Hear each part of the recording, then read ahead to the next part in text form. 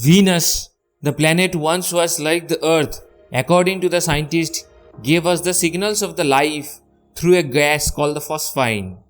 Today we will going to talk about that planet that is the hottest among all other planets in the solar system. The Venus is the second planet from the Sun. It is named after the Roman goddess of love and beauty. As the second brightest natural object in the night sky after the Moon, the Venus can cast the shadows and can be, on the rare occasion, visible to the naked eye in the broad daylight. The Venus lies within the Earth's orbit and so never appears to venture far from the Sun, either setting in the west just after the dusk or rising in the east a bit before the dawn. The Venus orbits the Sun every 224.7 Earth days with a rotation period of 243 Earth days. It takes the longer to rotate about its axis than any other planet in the solar system, and does so in the opposite direction to all but the Uranus, meaning the Sun rises in the west and sets in the east. The Venus does not have any moons, a distinction it shares only with the Mercury among the planets in the solar system. Venus is a terrestrial planet and is sometimes called the Earth's sister planet because of their similar size, mass, proximity to the Sun and the bulk composition. It has the densest atmosphere of the 4 terrestrial planets, consisting of more than 96% carbon dioxide. The atmospheric pressure at the planet's surface is about 92 times the sea level pressure of the Earth, or roughly 900 meters, that is equal to the 3000 feet underwater Earth. Venus has by far the hottest surface of every planet in the solar systems, with a mean temperature of 737 Kelvin. In centigrade, it is 464 degrees centigrade. In Fahrenheit, it is 867 degrees Fahrenheit, even though the Mercury is closer to the Sun.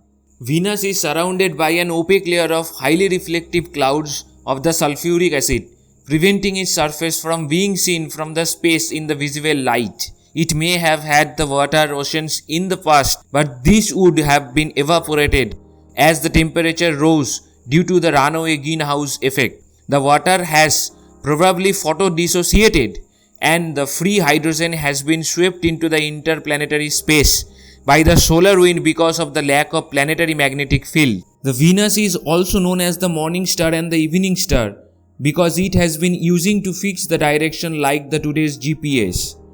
Due to its proximity to the Earth, the Venus has been a prime target for early interplanetary exploration.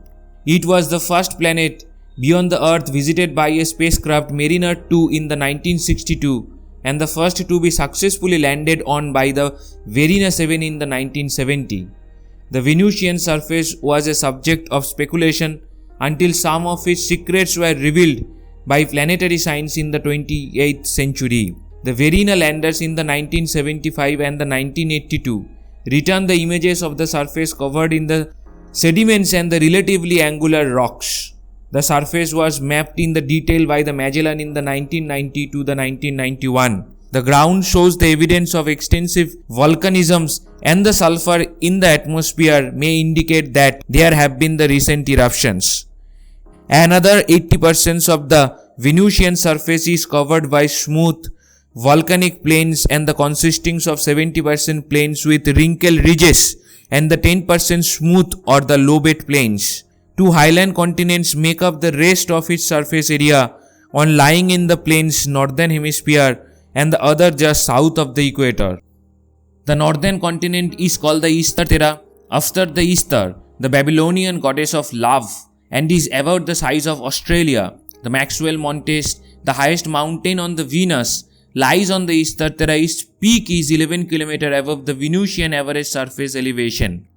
The southern continent is called the Aphrodite Terra after the Greek goddess of love and is larger of the 2 highland regions at the roughly the size of the South America. A network of fractures and the faults covered the much of this area.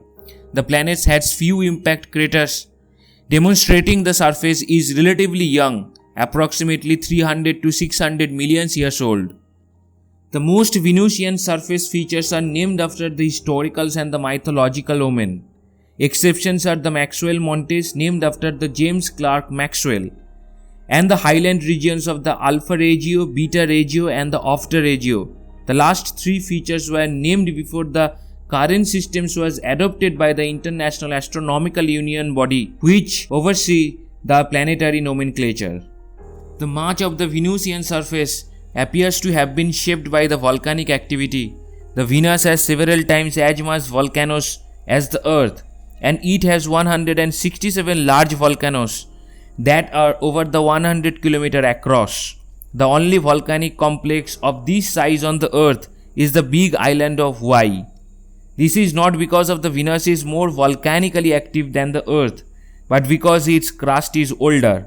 The Earth's oceanic crust is continentally recycled by the subductions at the boundaries of the tectonic plates and has an average age of about 100 million years, whereas the Venusian surface is estimated to the 300 to the 600 million years old. The several lines of evidence point to ongoing volcanic activity on Venus. Sulfur dioxide concentration in the atmosphere dropped by a factor of 10 between the 1978 and the 1986, jumped in 2006 and again declined tenfold. Thus, may mean that the levels had been boosted several times by the large volcanic eruption. It has also been suggested that the Venusian lighting could originated from the volcanic activity. In the January 2020, astronomers reported the evidence that suggested that the Venus is currently volcanically active. In 2008 and the 2009, the first direct evidence for ongoing volcanization was observed by the Venus Express in the form of 4 transient localized infrared hotspots within the rift zone Gain the Chashma near the shield volcano Mat Mons. Almost 1,000 of impact craters on the Venus are evenly distributed across its surface. Moon and the Earth also have the craters, but they are degrading. The reason behind the degradations of the Moon's crater is for further impact, and in the Earth case, it is by the wind and the rain erosions. On the Venus, about 85% of the craters are in pristine conditions. The number of craters, together with their well-presented condition, indicates the planet underwent a global resurfacing event about 300 to the 600 million years ago, followed by a decay in volcanism. Venusian craters range from 3 to the 280 km in diameter. No craters are smaller than 3 km because of the effects of the dense atmosphere on the incoming objects. The objects with the less than a certain kinetic energy are slowed so much by the atmosphere that do not create an impact crater. Incoming projectile less than the 50 meter in the diameter will fragmented and burn up in the atmosphere before reaching the ground. We will going to briefly discuss the internal structures of the planet. Without the seismic data or the knowledge of its moment of inertia, little direct information is available about the internal structure and the geochemistry of Venus. The Venus internal and the external structure is much similar to the Earth. It has its own core mantle and the crust. Like that of the Earth, the Venusian core is at least the partially liquid because the two planets have been cooling at about the same rate. The slightly smaller size of the Venus means the pressures are 24% lower in its deep interior than the Earth's. The principal difference between the two planets is the lack of evidence for the plate tectonics on the Venus, possibly because its crust is too strong to subduct without the water to make it the less viscous. This results in reduced heat loss from the planet, preventing it from cooling and providing a likely explanation for its lack of an internally generated magnetic field. Instead, the Venus may lose its internal heat in periodic major resurfacing events. Now, we will going to discuss about the atmosphere and the climate. The Venus has extremely dense atmosphere composed of 96.5% carbon dioxide, 3.5% nitrogen, and the traces of other gases including the sulfur dioxide. The mass of the atmosphere is 93 times that of the Earth's, whereas the pressure on its surface is about 92 times that at the Earth, a pressure equivalent to that at a depth of nearly 1 kilometer under the Earth oceans. The CO2 rich atmosphere generates the strongest greenhouse effect in the solar system, creating the surface temperatures of at least 735 Kelvin, in centigrade 462 degree centigrade, and in Fahrenheit 864 degree Fahrenheit. These make the Venus surface hotter than the Mercury's, which has a minimum surface temperature of 53 K. K means Kelvin. In centigrade it is minus 220 degree centigrade, and in Fahrenheit it is minus 364 degree Fahrenheit. The Venusian atmosphere is extremely enriched of primordial noble gas compared to that of the Earth.